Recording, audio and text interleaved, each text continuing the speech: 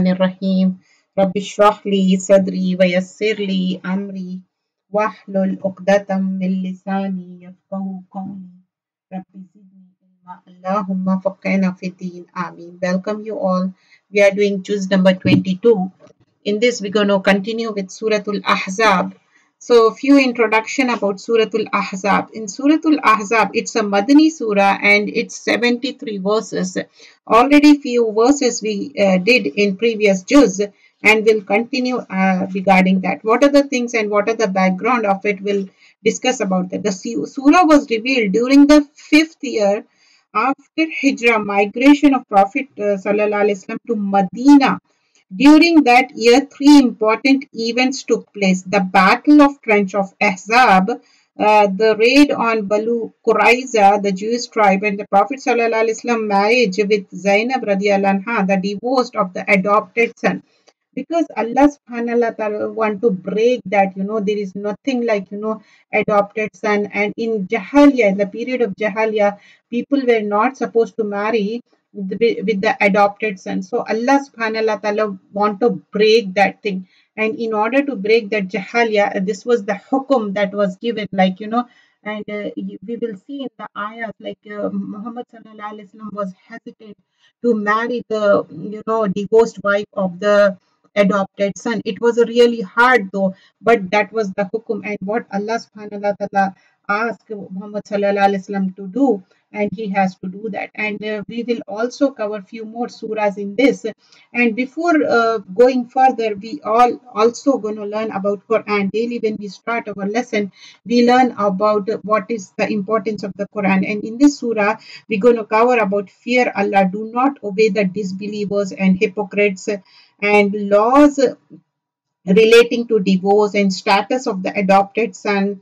And by word of mouth, neither your wives become your real mother nor your adopted sons, because this thing we already covered in the previous news.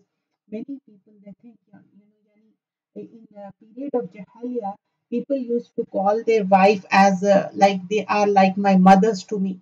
Why they, in order to get rid of them, just simply, they say that thing in order to, like, it's just like a divorce thing. And also Ummahatul Mu'minin, the mother of the believers, will be mentioned, like what are the things that is mentioned regarding that. If they want to have the, like, they want to be the wife of Prophet Muhammad sallallahu alaihi wasallam, they have to do certain sacrifices. Means greater the reward, the greater the sacrifices. So, and also we're going to learn like how they sacrifice their wife, like, the worldly things. They don't have worldly things like any other person. They sacrificed a lot. And regarding Quran, Quran will intercede on the day of judgment. A person will be very handsome and it will be there in your grave, and the person who is dead will ask, who is this person? And that person is Quran, and Quran will intercede unless Allah subhanahu wa ta'ala accept that intercession. And for whom that intercession will be the person who is reading Quran, understanding and implementing. The first and foremost, we all want to read it, understand and implement it. So the person who reads it, and two people you can have envy to the person who gathering the wealth and using in cause of Allah subhanahu wa ta'ala, and the person who is gaining the knowledge and gaining that knowledge for the sake of Allah subhanahu wa ta'ala, like, they gain the knowledge, they implement and they propagate it, and they propagate to others. That is the thing mentioned over here. So here in Suratul Ahzab, the surah juz number 22 continues here. In this, it is mentioned, وَمَنْ يَقْنُتْ مِنْكُنَّ لِلَّهِ وَرَسُولِهِ وَتَعْمَلْ صَالِحًا نُؤْتِيهِ أَجْرَهَا مَرَّتَيْنِ وَأَعْتَدْنَا لَهَا رِزْقًا كَرِيمًا. And whoever of you devotedly obeys Allah and His Messenger and does righteousness, we will gather her reward twice, and we have prepared for her a noble provision. So the wives of Prophet Sallallahu Alaihi Wasallam are addressed over here. And this is continuation of the previous verses. We learn that when the wives of Prophet Sallallahu Alaihi Wasallam choose Allah, His Messenger, and the home of the Akhirah, hereafter, then Allah subhanahu wa ta'ala also promised them double reward and double compensation. Why? Because of their status. Remember that the wives of Prophet sallallahu alaihi wasallam, they were not like ordinary women. Their status was higher, and when a person is of a higher status, then automatically they are like a role model for the rest of the people. People take their example and follow them. If they do something good, they are also followed, and so the reward is also multiplied. In the previous verses we saw that how if they do something bad, then their sin will be multiplied. Why? Because they will be followed, because their sacrifices are great, their reward is also great. Ya Nisai Nabi Sallallahu Alaihi Wasallam. So now they are addressed. Who? Prophet Sallallahu Alaihi Wasallam wives are being addressed over here. Allah subhanahu wa ta'ala clarifies their virtues and status. Oh, wives of Prophet sallallahu alaihi wasallam, you are not like anyone among women. If you fear Allah, meaning this is a condition, your status is because of your taqwa. Like, being a wife of Prophet sallallahu alaihi wasallam, you have to have the greater sacrifice. Because the fact that you are married to a Prophet sallallahu alaihi wasallam, and this is something that we must remember for ourselves also. Sometimes we think that we are very fortunate because we are related to someone who is righteous, so we should adhere to it, and we should acknowledge, and we should really feel that it's a nema, it's a blessing for us, because Prophet Muhammad sallallahu alaihi wasallam, being the wife of Prophet Muhammad sallallahu alaihi wasallam, was a great reward for them. And then do not be soft in speech, lest he in whose heart disease should covered, but speak with appropriate speech. Here, wives of Prophet sallallahu alaihi wasallam has been asked how they should speak, how they should talk to people. Meaning, if you fear Allah, then do not have a qudu in speech, because you see it's said here, "Fala taqdana biqaul," and yes, it has been translated, "Do not be soft in speech," but it doesn't just mean to be soft in speech. You see, qudu is to be humble and submissive, meaning do not be humble in your speech, in the sense that don't get affected by the speech of men. You see, khaza, when it is used in terms of speech, it means that he was soft to her in speech and she was soft to him in response, as a result of which he began to desire her eagerly. So this is when you know someone is talking to you in a flirtatious way, then you don't talk to them in the same way. Because what happens a lot of times is that we are, generally we are agreeable. So what happens is that if people are nice to us, we begin talking to them in the same way. If people, being polite with a saying, like them and they are talking to you and they are non-mahram, but that may lead to a big problem. You understand? So basically, the wives of Prophet Sallallahu Alaihi Wasallam are being taught over here. And by the extension, all women are being taught. Like, yani, you can't be harsh to the people, and you can't be soft like how you're soft towards your husband, your brothers, or your children. You can't be that way. Like, you are talking to them like salam alaikum wa alaikum salam, and for a time being you have to talk to them like maybe regarding your work or so on and so forth. Whatever is required, that much talk is allowed, but not the conversation is continuing and you are talking, and that too if two people are talking and third will be shaitan. Ali radiallahu anhu said the Prophet sallallahu alaihi wasallam forbade that men should speak with women when they are alone, except by the permission of their husbands. Meaning, men should not approach women and try to have conversation with them, in private. Why? Because this is something that going to lead to something that is unlawful. وَقُلْنَا قَوْلًا مَعْرُوفًا, but speak with the appropriate speech. So here etiquette has been taught, like how a person should speak, and especially here talking about when you are speaking to non-mahram.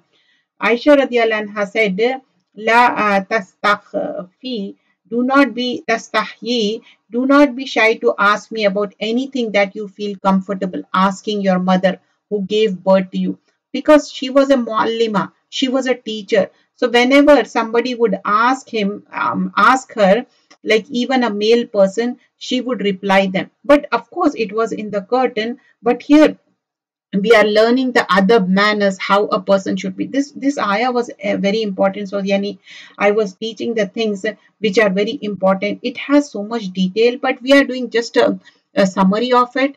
So I hope this will be enough to understand the ayah. And here we are doing Suratul Ahzab. We are continuing in Juz 22. Waskunna ma yutla, ayah number 34. In this, it is mentioned, and remember what is recited in your houses of the verses of Allah and wisdom. Indeed, Allah is subtle and acquainted. And ayah number 35. Now, the Innal Muslimina and list of things has been mentioned over here. Ayah number 35 and 36. How the Innal Muslimina wal Muslimati wal Mu'minina wal Mu'minat. Indeed, the Muslim man and the Muslim woman, meaning those who have surrendered to Allah subhanahu wa ta'ala, wal qanitina wal qanitat, the first Muslim and Muslimat, the Mu'min and Mu'minat, the believing men and women, the obedient men and obedient women, truthful men and truthful women, the patient men and patient women, means those who have endurance for the sabr, humble men and humble women, charitable men and charitable women, and the men who fast and the women who fast, the man who guard their private parts and the women who do so, and the men who remember Allah often and women do so. So list of things has been mentioned. The one has to be careful regarding that manner. Ayah number 36. In this, it is not for a believing man or a believing woman when Allah and His Messenger have decided a matter that they should thereafter have any choice about their affair. And whoever disobey Allah and His Messenger has certainly strayed into clear error. So here mention about what are the things I told you about marriage to Zainab radiallahu anha. So ayah number 37. In this, when you said to that person, meaning Zayd radiallahu anhu, on whom Allah bestowed favor, how he was a Muslim, and you bestowed favor, how that Zayd radiallahu anhu was a slave and a prophet, and Prophet sallallahu alaihi wasallam's Sahaba. So here talking about the person, as I told you, when the hukum came for Prophet sallallahu alaihi wasallam to marry to Zainab, the Zayd radiallahu anhu was a slave, and Prophet sallallahu alaihi wasallam set him free. He raised him as his own son. He even declared him as his own son. To whom? Zayd. And he got him unmarried to his own cousin and Quraysh, an elite woman. The Prophet ﷺ kept urging him, keep your wife and fear Allah. That was the thing mentioned over here, because we see that Zayd radiallahu anhu and Zainab, when they got married and Prophet ﷺ had then married, yani they were both good individuals, but they were not able to get along. Who? Zayd and Zainab. And with each other. So every time the Zayd radiallahu anhu mentioned to Prophet ﷺ that he wanted to end this marriage, Prophet ﷺ encouraged him not to divorce. You understand? Because through the revelation, he know that when Zayd will leave, he has to marry Zainab radiallahu anha. So that is the thing he was hiding in his heart. But Allah subhanahu wa ta'ala says, I know what you are hiding in your heart and why you are concealing. That is the thing mentioned here. Why you conceal within yourself that which Allah is to disclose, and you fear the people while Allah has more right that you should fear him. So yani Allah subhanahu wa ta'ala is saying, why you are concerned about the people and society? Like, when he will get married, once they get divorced, then Prophet sallallahu alaihi wasallam was supposed to marry Zainab radiallahu anha. Why? Because Allah subhanahu wa ta'ala want to break that, in their ignorant people, they never marry adopted son's wife, and he was adopted, and that is the thing he want to show, and that is the reason he has to get married to Zainab. And so when Zaid had no longer any need for her, we married her to you. Means to Prophet Sallallahu Alaihi Wasallam, in order that they will not upon the believers any discomfort concerning the wives of their adopted sons when they no longer have need of them, and ever is the command of Allah accomplished. So he is like, hesitant to implement that. But whatever the hukum is there, he has to do it. He can't say, no, I won't. Like he was as hesitant to get married to Zainab, but he has to get married to the Zainab, and they both got divorced, Zainab and Zaid, and Muhammad Sallallahu Alaihi Wasallam got married to Zainab radiallahu anha. And she was cousin too. Let's move further and few more ayahs. Ayah number 40. In this, Man kana Muhammadun. Here, Muhammad Sallallahu Alaihi Wasallam name is mentioned. How many times Muhammad Sallallahu Alaihi Wasallam name is mentioned in Quran? 4 times. Most of the time he is mentioned as a abd, my slave. He has been honored. Muhammad Sallallahu Alaihi Wasallam is not the father of any one of your men, but he is messenger of Allah and the last of the prophets, and aware is Allah of all things knowing. Remember, Prophet Sallallahu Alaihi Wasallam had 4 sons, Qasim, Tahir, Tayyib, and Ibrahim, and all of them died in their childhood. Not one grew up to a man. And after Prophet ﷺ, it is made clear that there will be no prophet, no messenger is coming. And Quran is very, very clear about this. So a person should not be deceived by any person who claims to be prophet. No. No matter what justification and lies they come up with, the Quran is preserved. The message of Prophet ﷺ is preserved, and there is no need for another prophet, because the reason why Prophet ﷺ were sent was to revive the scripture, to teach the people that they had forgotten. Prophet ﷺ said the Bani Israel were ruled over by prophets, and one prophet died, another succeeded him. But after me, there is no prophet. But there will be khulafa, leaders, and there will be many in numbers, like righteous people and so on. And he said, there will be among my people 30 great liars, or each of them asserting that he is a prophet of Allah, whereas I am the seal of prophets, Khatimiyun Nabiyin, and after whom there will be no prophet. He is the final prophet. If somebody is claiming to be, they are lying. They are just saying the lie.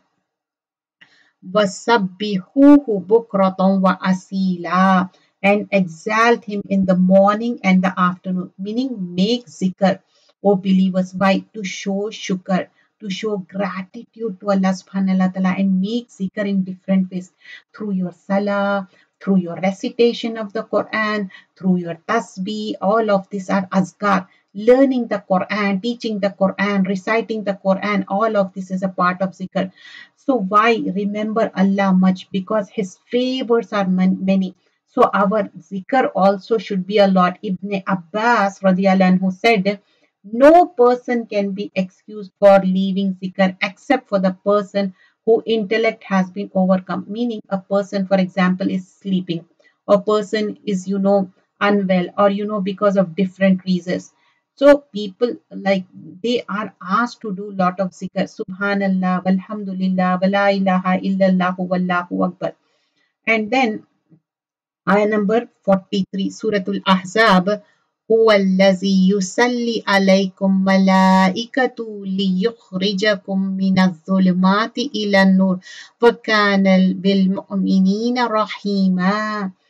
And it is who confers blessings upon you, and his angels ask him to do so, that he may bring you out from the darknesses into the light, and ever is he the believer, the merciful.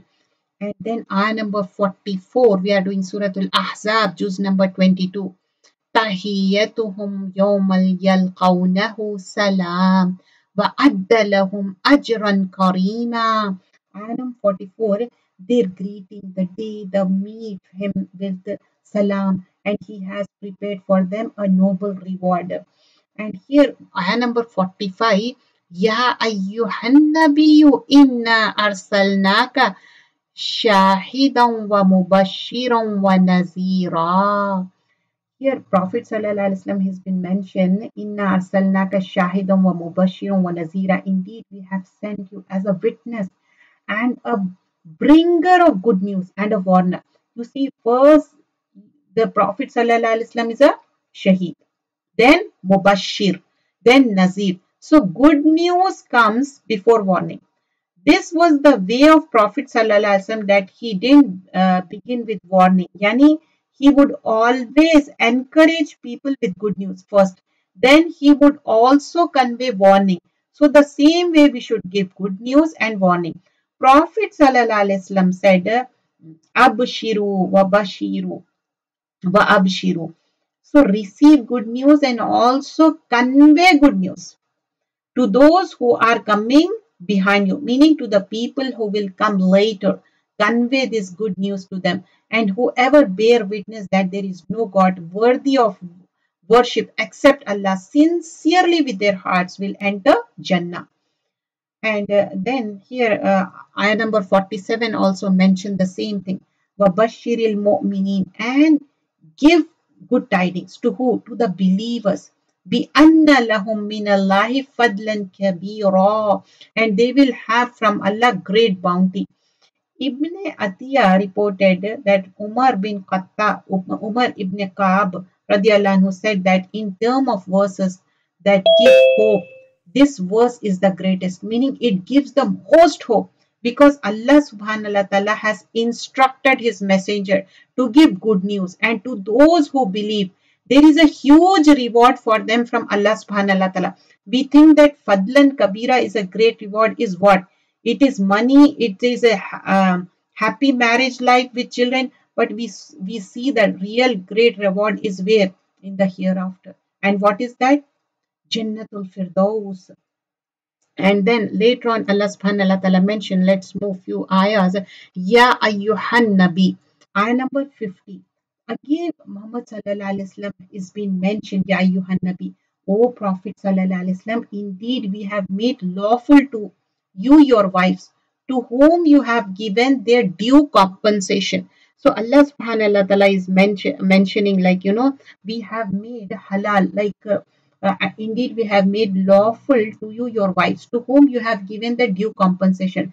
So even Prophet sallallahu alaihi wasallam had to given the meher to his wives. What do you think about the rest of the men? And those of your right hand possess from what Allah has returned to you of captives, and the daughters of your paternal uncle, and the daughter of the maternal uncles, and the daughter of your uncles and daughters of your maternal aunt, and who immigrated with you, meaning nikah with them is permissible. You see, in some cultures, marriage is to cousins is something completely taboo. They don't allow. Why? Because cousins are treated as siblings in their culture. But in Islam, it's not so. We can get married to them. And a believing woman, if she gives herself to Prophet, and if the Prophet wishes to marry her, this is only for you, excluding the other believers. This is an exception. You understand? This is an exception for whom? Prophet Muhammad sallallahu alaihi wasallam has been given. He has been honored. So here the multiple marriages of Prophet sallallahu alaihi wasallam are mentioned. And remember that this was something exclusively for him. Yani there was a reason, a purpose behind every single marriage of Rasulullah sallallahu alaihi wasallam. And one example that we have seen in this surah, how a certain cultural practice, yani it had to be broken. And it was not easy to break that. It was only possible through the practical example of Rasulullah sallallahu alaihi wasallam. I'm talking about Zayd radiallahu anhu leaving Zainab and getting married to Zainab, to break the cultural things, like, not marrying the adopted son. We certainly know what we have made obligatory upon them concerning their wives, and those their right hand possess. But this is for you. Remember, these are the things only for Prophet sallallahu alaihi wasallam. Meaning, this is an exception for Rasulullah sallallahu alaihi wasallam. No one needs to raise certain kind of things. This is for exclusively for him, in order that there will be upon you no discomfort, and ever is Allah forgiving and merciful. And then ayah number 51. These are the longer ayah, but this, we have to cover this. This is very important. Prophet sallallahu alaihi wasallam may put aside whom you will of them, or take to yourself whom you will, and any that you desire of them, means wives, from whom you had temporarily separated. There is no blame upon you. There is no, that is more suitable, that they should be content and not grieve, and they should be satisfied with the what you have given all of them. And Allah knows what is your hearts, within your heart, and Allah is ever knowing and forbearing. Remember that a man technically is, yani, he must be just and fair with all the wives. And Prophet sallallahu alaihi wasallam was given a special allowance here. Why? Given his status, given his obligation, his responsibility. But he was a true servant of Allah subhanahu wa ta'ala, who did ihsan in this aspect also. Towards the end of the life of Prophet sallallahu alaihi wasallam, when he was very sick, unwell, he took permission from his wives if he could not just stay in one house. That was Aisha radiallahu anha home. When they give the permission, then only he was staying with Aisha. Not lawful to you are any additional woman after this. To whom this hukum has been mentioned in ayah number 52, Suratul Ahzab, to Prophet Muhammad sallallahu alaihi wasallam. And nor is it for you to exchange for others. Like, whatever the right now, how many wives are there, you can't exchange. Even if their beauty were to please you, except what your right hand possesses. And ever is Allah over all things and observer. We see that marriages of Prophet sallallahu alaihi wasallam, they were not his personal choice. And this is the reason why he was told here that you cannot even substitute, this wife for another. No, if it is there, this woman, that's it. And for certain reason, Ya ayyuhallazina amanu, Suratul Ahzab, ayah number 53. Now these commands were for him, means for Rasulullah sallallahu alaihi wasallam. And we need to be concerned about the command that Allah subhanahu wa ta'ala has given us. What are they? This is what we need to focus on. And a lot of people, when it comes to Islam, the first thing they want to talk about is multiple marriages of Prophet sallallahu alaihi wasallam. Like, they think this is the only matter left to talk about, and he married only for the purpose, for the reason. Ayah number 53. O you who have believed, do not enter the house of Prophet sallallahu alaihi wasallam except when you are permitted for a meal. This adab, this manners one should learn. It's not only entering Prophet Muhammad sallallahu alaihi wasallam. This has been taught in Surah An-Nur also. You can't just barge in somebody's home. You have to knock and you have to wait and you have to see. But this is honor has been given to Prophet Muhammad sallallahu alaihi wasallam. Ya ayyuhallazina amanu. O you who have believed, do not enter the house of Prophet sallallahu alaihi wasallam except when you are permitted for a meal. Meaning, do not go uninvited. Let's go and chill, and you know what, if there's food, we will enjoy. No, not that way. Without awaiting its readiness. So don't even come early, come on time, neither late. You understand what time is given, that time. But when you are invited, then enter. When you have eaten, then disperse without seeking to remain for conversation. Meaning, don't just stay after eating. Now you are just sitting there hours and hours talking and chit chatting. No, leave. Indeed, that behavior was troubling Prophet sallallahu alaihi wasallam. He is shy of dismissing you. How can the host tell you to leave? You understand? So, but Allah is not shy of the truth.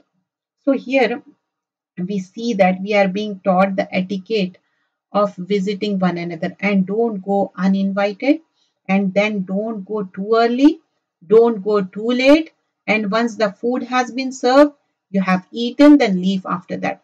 Don't stay for hours and hours until unless you take the permission from them. Now very important instruction is given. And when you ask his wife for something, meaning if you must go to the house of Prophet sallallahu alaihi wasallam, ask his wives about something, then ask them from behind the partition. So these are the manners for the Prophet sallallahu alaihi wasallam and their family. You can't just barge in. You have to ask permission behind the curtain, from behind a screen.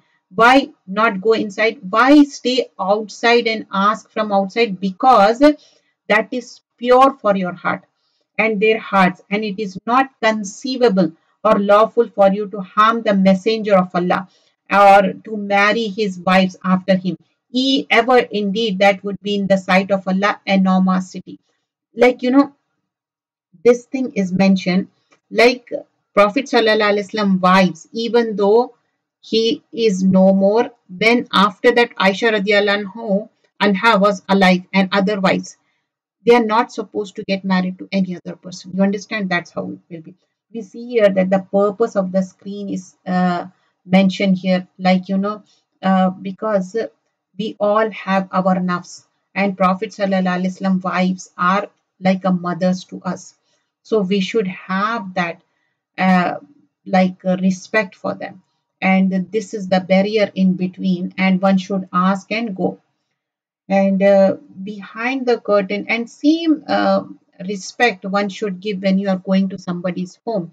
Just knock them, because this adab, this is for exclusively for Prophet Sallallahu Alaihi Wasallam, and for yani for the normal people you have to knock. If they don't answer, just come back and don't start talking about it. Oh, I went there and they didn't open that. That's okay, that's fine. Maybe they are busy, yani they must be doing something, they're private.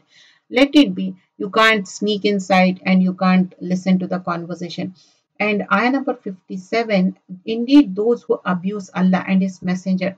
How is that a person could abuse Allah? This could be saying that Allah has a partner, that Allah has a child, that Allah has equal. Astaghfirullah. So here we should overcome with the shirk, abusing Allah. Innal lazina yuzuna Allah wa rasula. Indeed, those who abuse Allah and His Messenger, Allah has cursed them in this world and the hereafter, and prepare for them a humiliating punishment. And then later on, Allah subhanahu wa ta'ala, there are few more hukum. Ayah number 59, again Prophet sallallahu alaihi wasallam has been mentioned. Ya ayyuhan nabi, O Prophet sallallahu alaihi wasallam, tell your wives, your daughters, and the women of the believers. So Prophet sallallahu alaihi wasallam is being instructed over here that you tell the women in your family first, then tell the believing women. So this command is for who? It is for all believing women, whether they are from the time of Prophet Sallallahu Alaihi Wasallam, whether they are related to Prophet Sallallahu Alaihi Wasallam, or whether they are outside. For everyone, first for them, then for everyone, that they should bring down over themselves part of their outer garment. So here, hukum of covering oneself, ayah number 59. This is very important. Here, وَالنِّسَاءِ الْمُؤْمِنِينَ يُدْنِينَ عَلَيْهِنَّ مِنْ جَلْبَابِهِنَّ. So they should bring over themselves part of their outer garments. What does this mean? This means that when they go out of the house, they should not be going out in their normal regular clothes. Yani they should wear something on top to cover themselves, because the clothes of women you see at times, they may be short, they may be different. Yani in at home you may be wearing a different kinds of clothes. So Allah subhanahu wa ta'ala is instructing, when you go out, you should wear jilbab and you should cover your head and your body in a proper way. Jilbab. And ذَلِكَ أَدْنَى أَن يُعْرَفْنَ فَلَا يُؤْذَيْنَ وَكَانَ اللَّهَ غَفُورٌ رَحِيمًا. So Allah subhanahu wa ta'ala is saying, O Prophet sallallahu alaihi wasallam, tell your wives, your daughter, and the women of the believers to bring down over themselves part of their outer garment, and that is more suitable, that they will know not be abused, and ever is Allah forgiving and merciful. It's like when winter comes, what you wear a winter clothes and go out.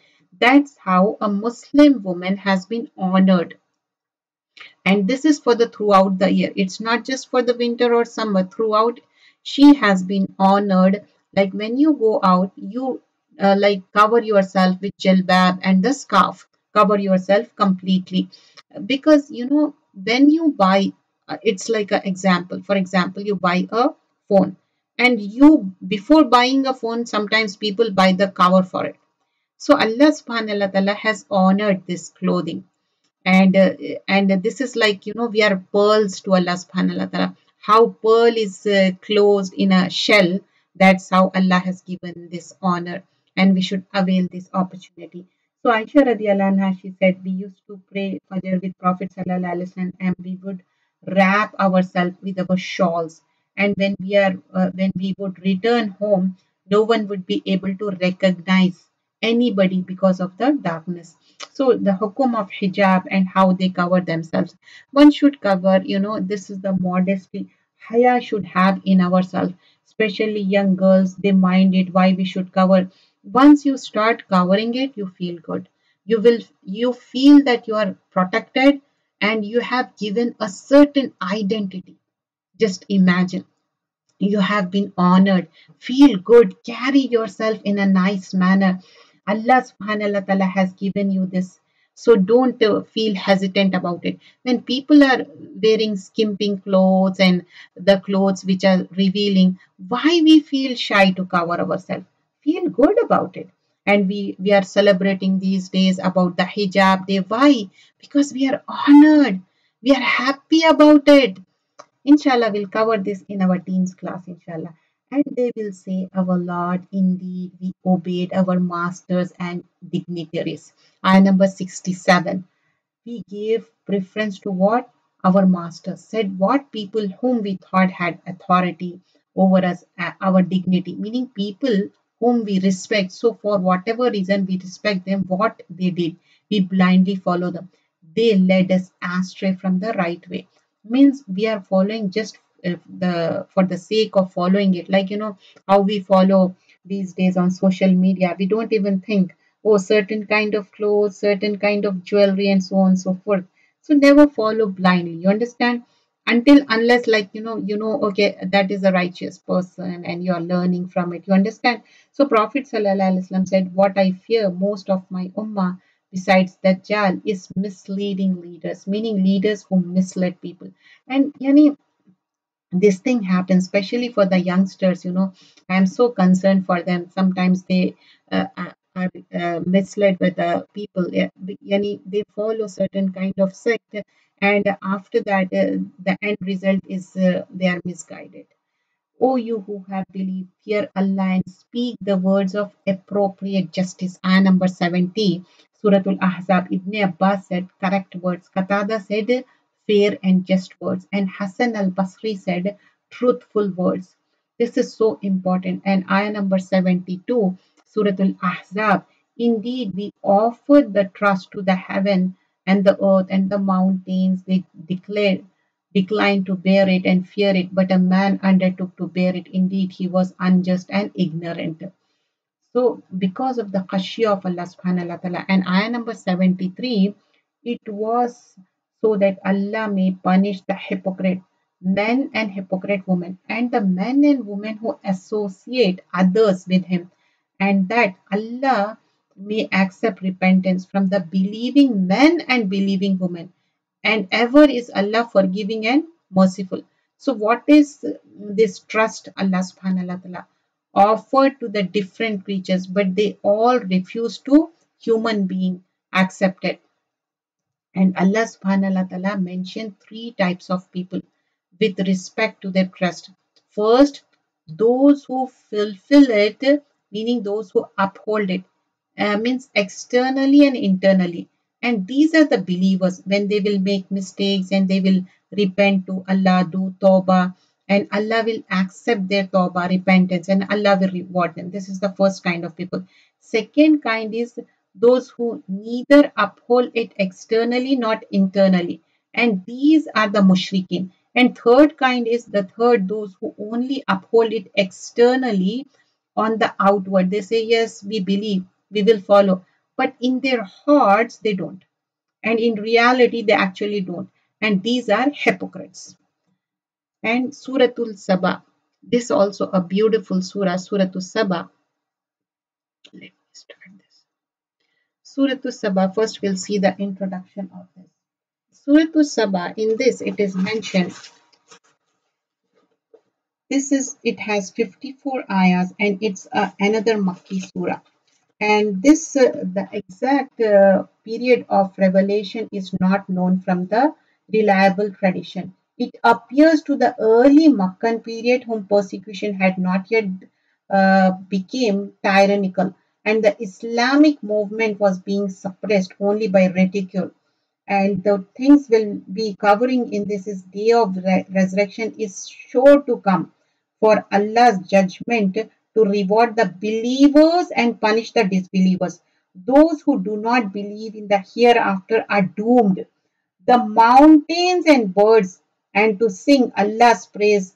And with the Prophet Dawood al-Islam, Allah subjected the winds and the jinn of Prophet Sulaiman al-Islam, and intercession before Allah can not avail anyone except for whom He permisses, means for Muhammad sallallahu alaihi wasallam. And wealth and children are test to for all of us. How Allah subhanahu wa ta'ala has given wealth and children as a test. Bismillah Rahmanir Rahim. So this surah starts with Alhamdulillah. All praises is due to Allah. Alhamdulillahi allazi lahu ma fis samawati wa ma fil ardi wa lahul hamdu fil akhirah wa huwal hakimul khabir. Alhamdulillah, all praises due to Allah, to whom belongs whatever in the heaven and whatever in the earth, meaning everything belongs to Allah subhanahu wa ta'ala. To him belongs all praises in the hereafter. So in the past, the present, the future, eternity, all praises for Allah, and he is wise, acquainted. Five surahs of the Quran begins with Alhamdulillah. Again, reminding us of the fact that Allah is always perfectly worthy of being praised, that we can never truly praise Him enough. And in this surah, we will learn about His favors, His perfection, which means that we should praise Him even more. And Allah says, he knows what goes into the earth, what emerges from it, what descends from the heaven, what ascends therein. He is merciful and forgiving. Ayah number 6 here in we are doing Surah to Saba. And those who have been given knowledge see what is revealed to you from your Lord is truth, and it guides to the path of exalted in might and praiseworthy. Ayah number 9, Surah to Saba. And then, do they not look at what is before them and what is behind them of the heaven and earth? Means they are confined within the space. Don't they see their limitations? If we should will, we could cause the earth to swallow them. Where could they escape? Or could let fall upon the fragment from the sky? How will they survive? Indeed, in that is a sign for every servant turning back to Allah. Likulli abdin munib. And who is munib person? Munib is someone who turns to Allah repeatedly, again and again. So he thinks about Allah, his intention when he does something, he is also for Allah. His ultimate goal when he does something is to please Allah. He turns to Allah regarding every matter. He consults Allah. He prays to Allah. He likes it. He draws near to Allah subhanahu wa ta'ala. Whatever the thing he do, he is concerned whether Allah is pleased or not.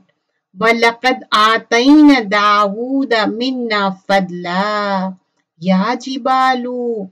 Now mention about Dawood al-Islam. And we certainly gave Dawood al-Islam from us bounty, a great favor. We said, O mountains, repeat our praises with him, and the birds as well.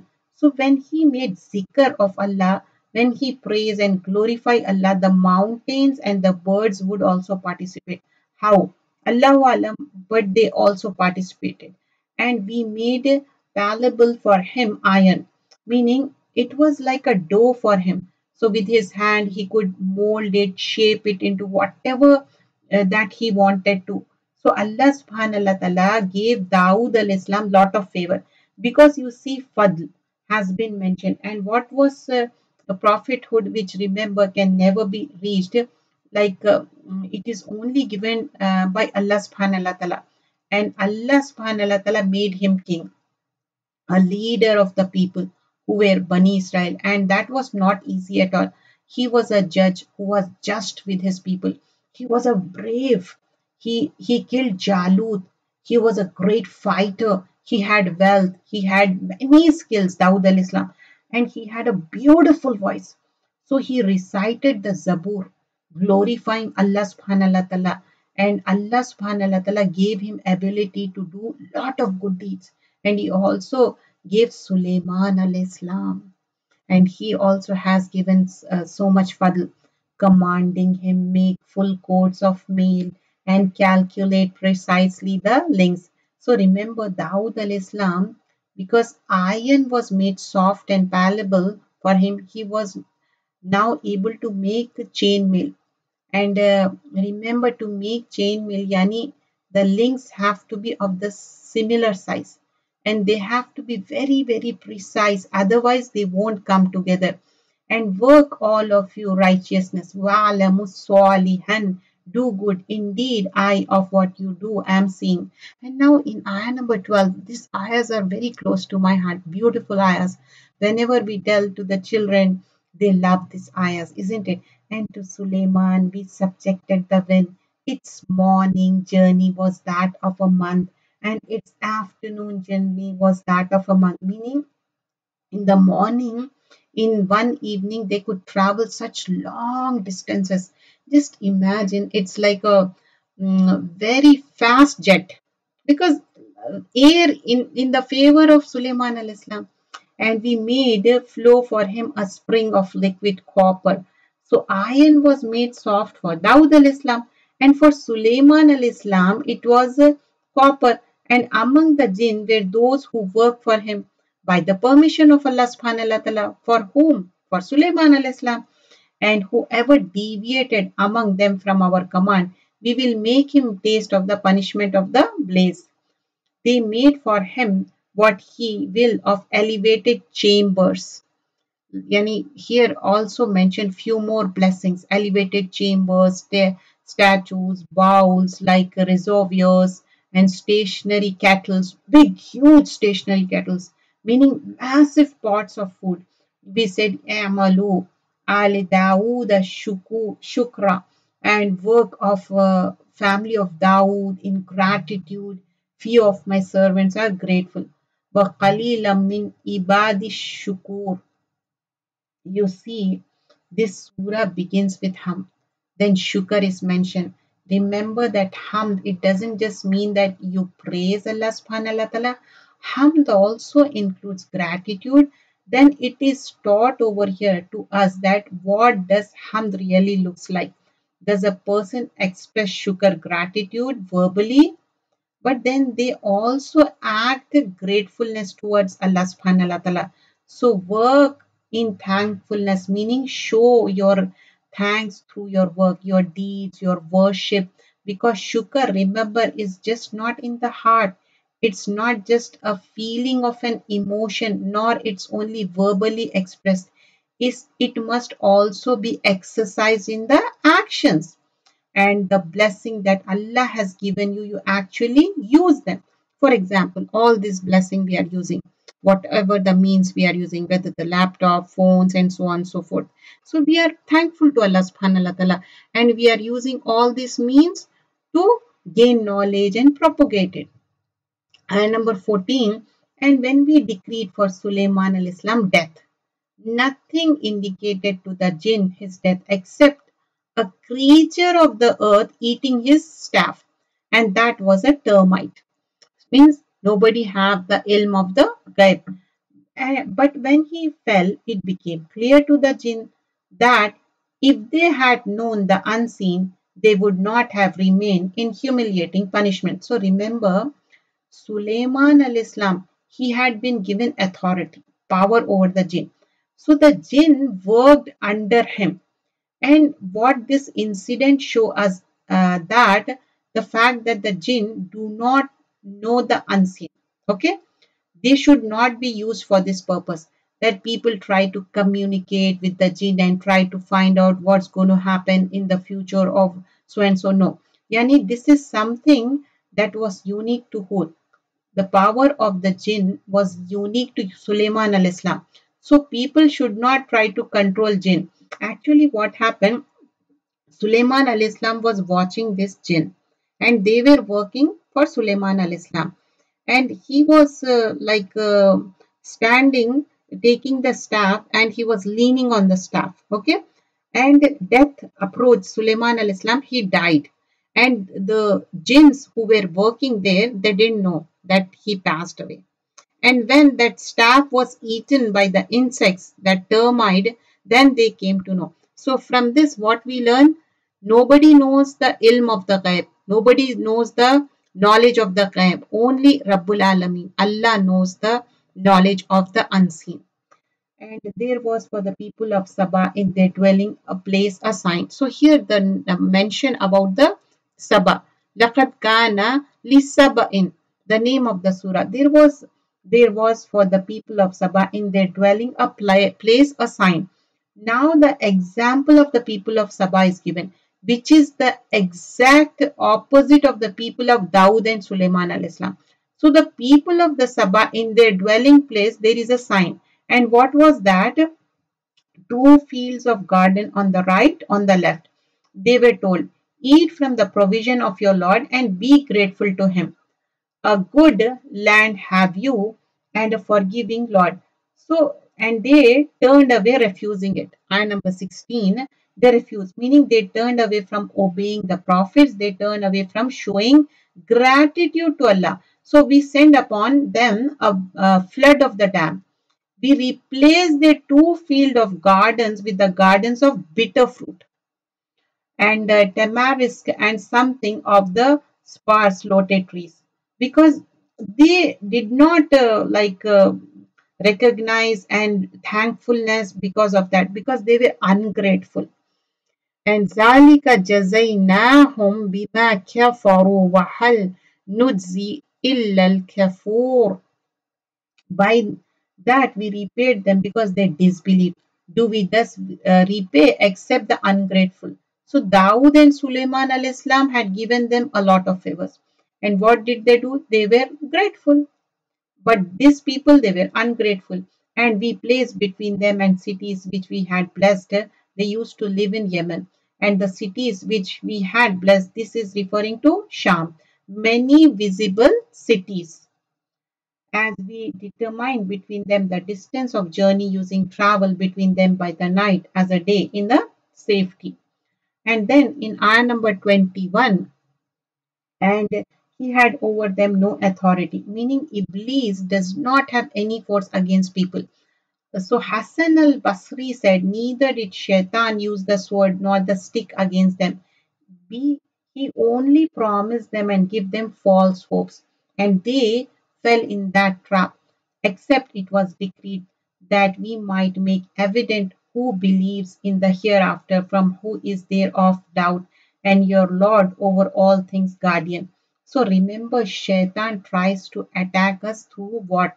Through the way of ingratitude, through finding problems even in the solution.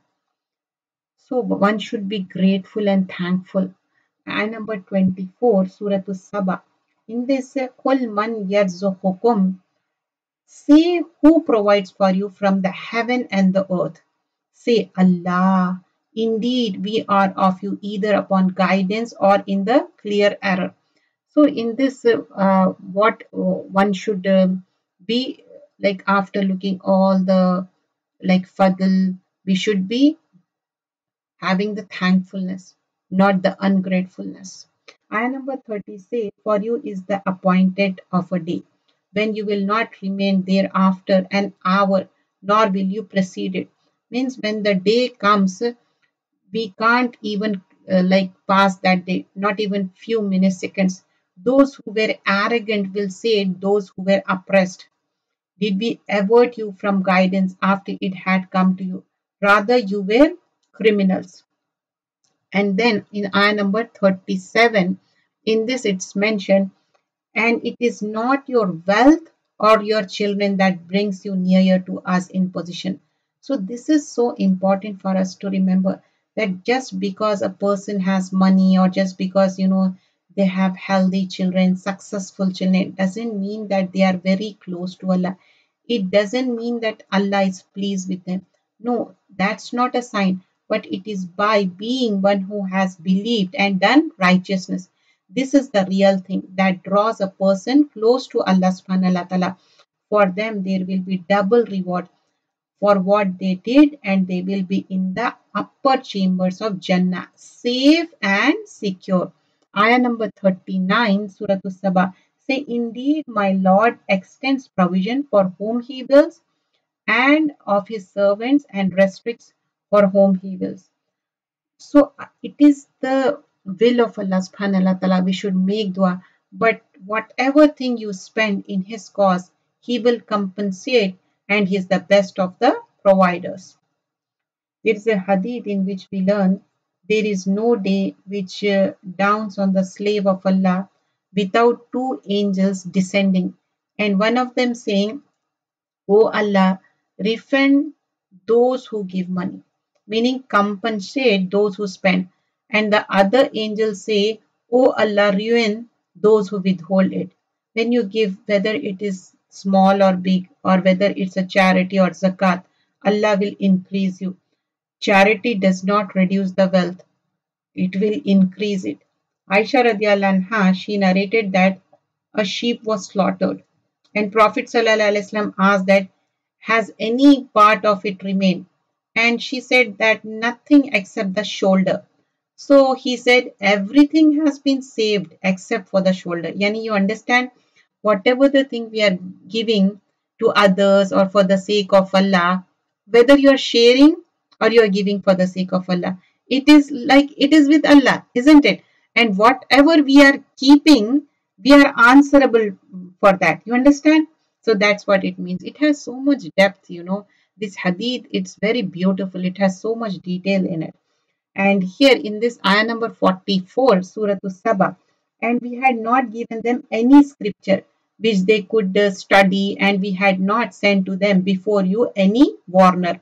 Ayah number 46, Surah As-Saba, in this mention, say, I only advise you of one thing, that you should stand for Allah, seeking truth in pairs and individually, and give thought. Ayah number 50 and 51, we are doing Surah As-Saba. In this mention, see, if I should err, I should only err against myself. But if I am guided, it is by what my Lord reveals to me. Indeed, He is hearing and near. And if you could see when they are terrified, but there is no escape, they will be seized from a place nearby. So when person is terrified, what will happen? They will be seized. Ayah number 54. And prevention will be placed between them and what they desire. Means they will desperately want to believe them. But that belief is not going to work. It's not going to benefit them. As was done with their kind before. Indeed, they were in disquieting denial. Innahum kanu fi shakkim murib. So here Suratul Fatir, another surah, very beautiful surah, and in Suratul Fatir and then Suratul Yasin. Suratul Fatir, this has 47 verses and 45 verses, and it's a Makki surah. Another Makki surah. So Makki surah will talk about more about the oneness of Allah subhanahu wa ta'ala. In this mention, the surah was revealed in the middle of the Makkan period, when paganism was there, and mischief, and disbelievers, and the mission of Prophet sallallahu alaihi wasallam was to show everyone the oneness of Allah, guiding towards the Tawheed. And in this, we will learn none can award or withhold blessings besides Allah. Shaitan is your enemy, so take him as an enemy. And real honor is being obedient towards Allah subhanahu wa ta'ala, and plotting evil records none but the author of it. So here we learn there's so many things in this. We have to Fatir, and here Allah says this also Suratul Fatir. Another this surah starts with praising of Allah subhanahu wa ta'ala. Alhamdulillah. Alhamdulillah Fatir as-samawati wal ardi ja'il malaikati rusulan uli ajnihatan ajnihatan masna wa thulatha wa rubah يزيد في الخلق ما يشاء إن الله على كل شيء قدير. Alhamdulillah, all praises due to Allah. Now, so many surahs of the Quran beginning with Alhamdulillah because we are being taught by say Alhamdulillah. How many surahs I told you? Five. Why? Because who is He is the creator of the heaven and earth, who made the angels messenger and giving wings two, three, or four. He increases this creation that He will indeed Allah is over all things competent. So, do you realize who Allah is? He hasn't just created you, He has created so many creatures. So, from what? From light. And light we know is not a matter, it's an energy, subhanallah. So, Allah subhanallah ta'ala created angels from light. Prophet sallallahu alaihi wasallam saw angel Jibrail in his true form, and Jibrail alayhi salam had 600 wings, each of which filled with the horizon, and there was multicolored pearls, rubies falling from his wings. Subhanallah, beautiful creation. And these angels who have wings, we learn that the angels lower their wings for the seeker of knowledge and of happiness with what he is seeking. And these wings of angels are actually powerful. They are very strong. We learn that Hajar, when she was looking for the water for the child, for Zamzam, she saw an angel at the place of Zamzam striking the earth with his heel, or he said wing, until water gushed out. Ayah number 2, Suratul Fatir, whatever Allah grants to people of mercy, none can withhold it. And whatever He withholds, none can release it thereafter. He is exalted and might. And ayah number 5, Allah subhanahu wa ta'ala mentioned in this ayah, and mankind indeed, the promise of Allah is truth. So let not the worldly life delude you, and be not deceived about Allah by the deceiver. And in ayah number 6, Inna shaitana lakum adu. Shaitan is your enemy. Indeed, Shaitan is an enemy to you. So take him as enemy because he's out to ruin you. Do you even recognize him? He's only invite his party to be among the companion of the place. So there's a hadith. Fudail ibn Iyad said, O liar, fear Allah. On the apparent, you're cursed shaitan, but then inside or in your privacy, you are his friends. You understand, like, openly you are very obedient, but inside means when you're all alone, you're watching bad things, or you're using bad language, or you have habit of backbiting, or so on and so forth. Whoever desires honor, then to Allah belongs all honor. فَلِلَّهِ izzati jamia. To him asserts good speech. Ilahi yas'adu kalimut tayyiba wa amal soliha yarfahu. To him asserts good speech, and righteous work raises it, and righteous work rises it, and they who plot evil deed will have a severe punishment, and the plotting of those it will perish. Ayah number 15, Ya Yohannas. Now all the people has been addressed over here. Ya Yohannas. O mankind, antumul fuqara'u ilallah. You are those indeed in need of Allah. Wallahu wal ghaniyul hamid, while Allah is free of need, the praiseworthy. Because we are faqir, Allah don't need us. We need Allah subhanahu wa ta'ala. Ayah number 18. In this, Allah subhanahu wa ta'ala mentioned, and no barrier of burden will bear the burden of another. Means you are responsible for what you do. And if heavenly laden soul calls another to carry some of its load, nothing of it will be carried, even if he should be a close relative. Ibn Abbas said the son will meet the father and the mother, and they will request him to carry something of their burden, but he will say, I already have my own burden. I'm sorry, I can't help you today. This is why Prophet ﷺ said, I don't want any one of you to come to me on the day of judgment carrying over his neck a sheep that will be bleating. Such a person will say, Oh Muhammad ﷺ, please intercede for me. I will say to them, I cannot help you. I conveyed Allah's message to you. You can only warn those who fear their Lord unseen and establish prayer. And whoever purifies himself for the benefit of the soul. To Allah is the final destination. Ayah number 28. We are doing Suratul Fatir. In this ayah number 28, it is mentioned over here, and among people and moving creatures and grazing livestock are various colors. Similarly, كذلك إنما يخشى الله من عباده العلماء.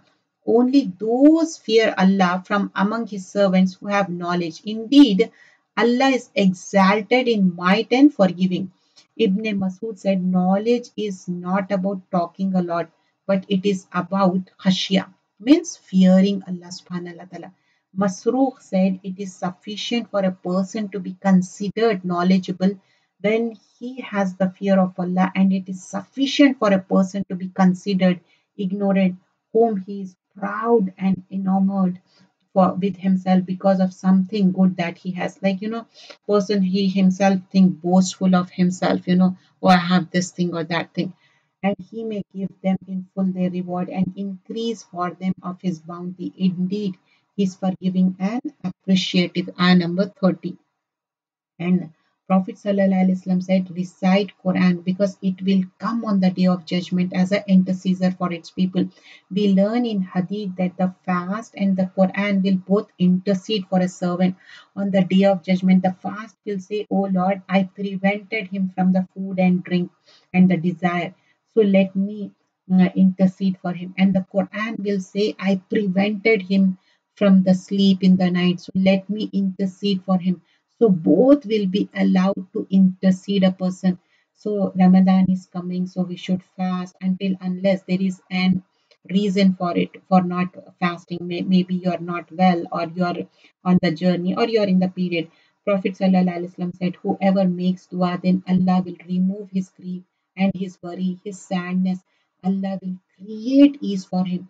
So someone asked, Ya Rasulullah Sallallahu, should we not memorize the dua? He said, yes, whoever should hear it should memorize the dua.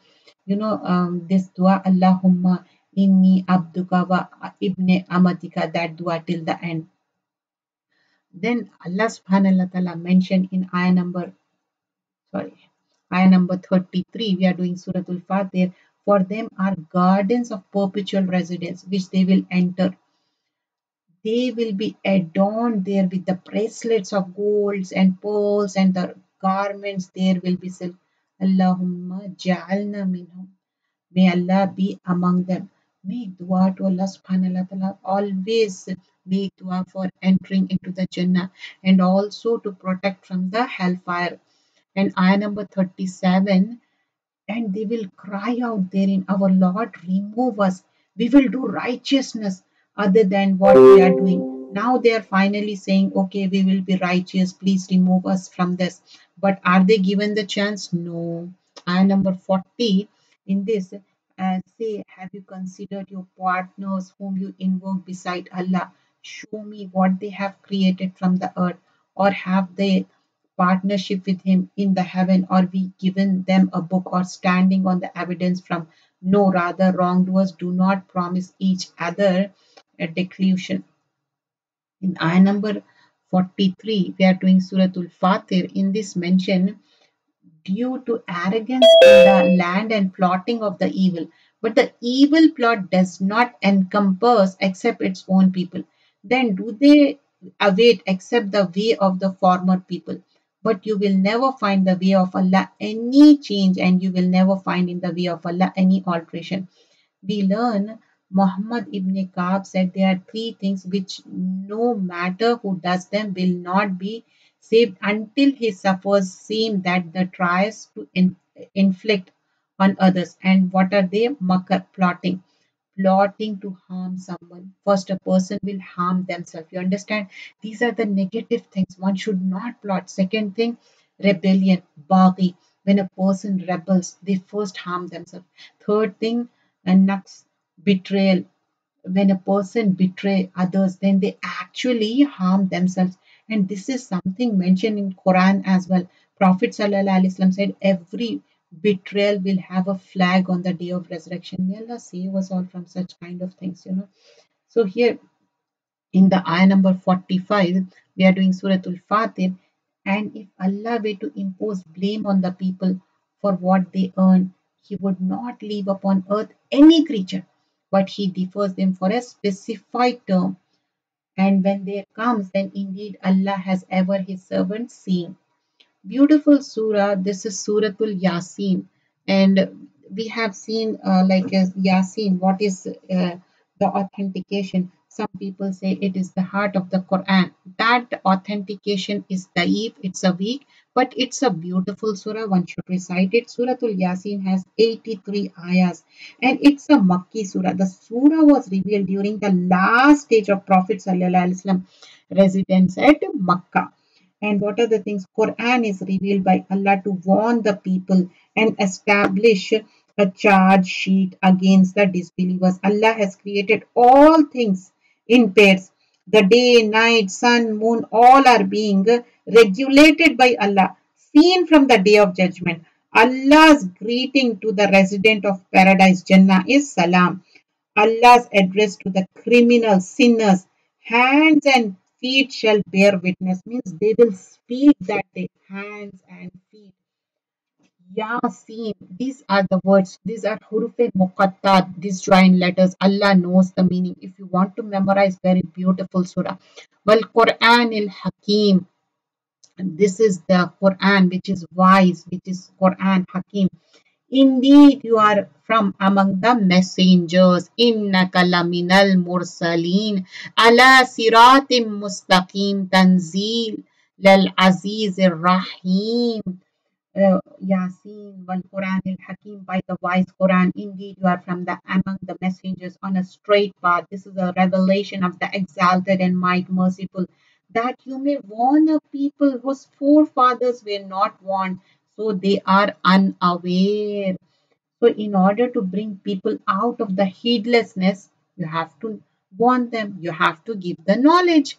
Ayah number 7, because indeed, and the word has come into effect upon most of them, said to do not believe. Why? Ayah number 8, because indeed we have put shackles on their necks and they are to their chins, so they are with the heads kept aloft. Ayah number 9, and we have put before them a barrier, behind them a barrier, and covered them so they don't see, meaning their biases have prevented them.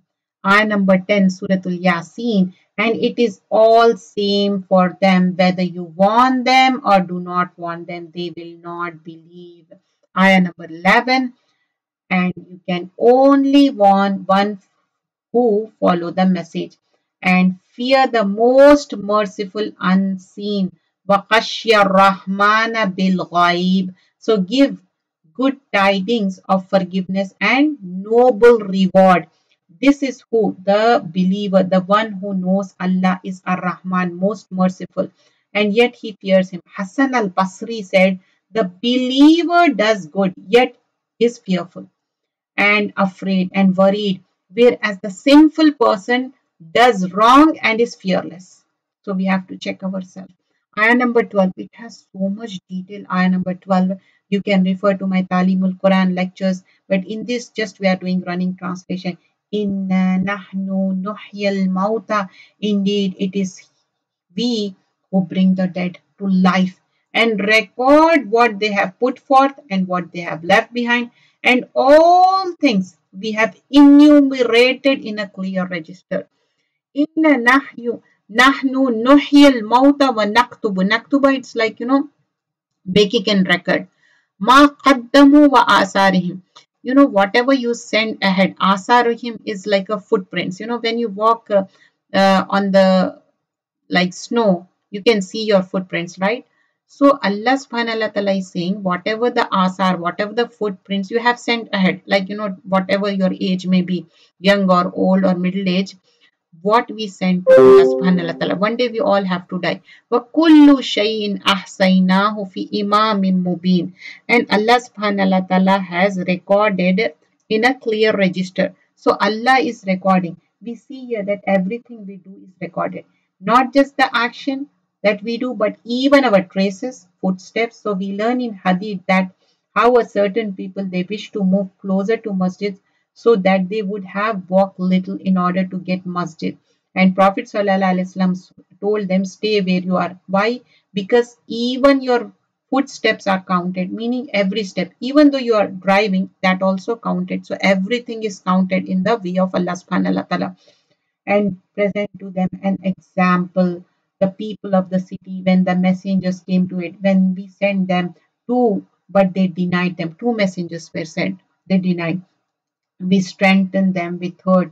They said, indeed, we are the messengers to you. They said, you're not but human being like us. Why they don't believe? They say, قَالُوا مَا أَنْتُمْ إِلَّا بَشَرٌ مِثْلُنَا وَمَا أَنزَلَ الرَّحْمَنُ. They said, you are just like us, you are a human being. And the most merciful has not revealed a thing. You are only telling lies. They said, our Lord knows that we are messengers to you. So they said, قَالُوا رَبَّنَا يَعْلَمُ إِنَّا إِلَيْكُمْ لَمُرْسَلُونَ. Ayah number 17, and we are not responsible except for clear notification. They said, indeed, we consider you a bad omen. If you do not desist, we will surely stone you, and there will be surely touch you from us painful punishment. Now they are like, saying the things just to show them they are not happy with them. They are giving the warnings, they will harm them. They said, your omen is with yourself. It is because you were reminded, meaning is that you are so angry, rather you are transgressing people. So they are the one who is transgressing. So there came from them the farthest end of the city a man running. A person came, he was running. He said, oh my people, follow the messengers. Subhanallah, the messengers were being denied. And a man came from so far away running towards the people and said, oh people, follow the messenger.